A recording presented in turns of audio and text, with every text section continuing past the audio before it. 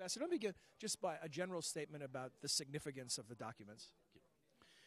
The significance of the document is a clear understanding of the way a paranoid mind works in relationship to foreign affairs. That is to say, thinking conspiratorially, being deeply paranoid, and totally closed to questioning alternative ways of looking at the world. In other words, what the general picture of an autocratic absolute ruler we have, these documents illustrate how such an individual functions in cases of international conflict.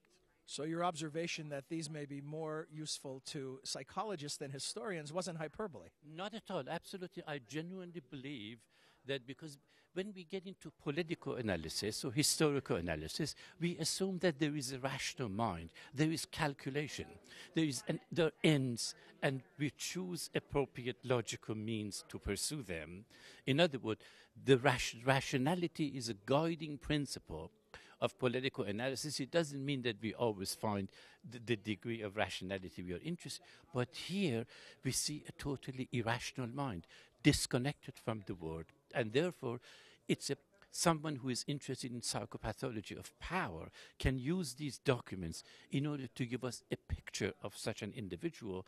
But when we want to discuss war and conflict on the basis of conflict of interest, this is a conflict of egos, and therefore we do need psychologists to analyze them. One final thought then. Often we are schooled on the notion that we don't learn the lessons of history and apply them when looking forward, but given the irrationality you describe, it doesn't seem like it would make a good predictive model, or to the contrary, it's the unpredictability. Exactly. It doesn't make a predictive model, but at the same time, it teaches us that when we want to approach with respect to conflict resolution or the idea of negotiation or mediation, it's important to know whether we are dealing with rational actors who are pursuing understandable objectives, that rationality and compromise make sense. For Saddam Hussein and Khomeini, the idea of compromise is they find it offensive.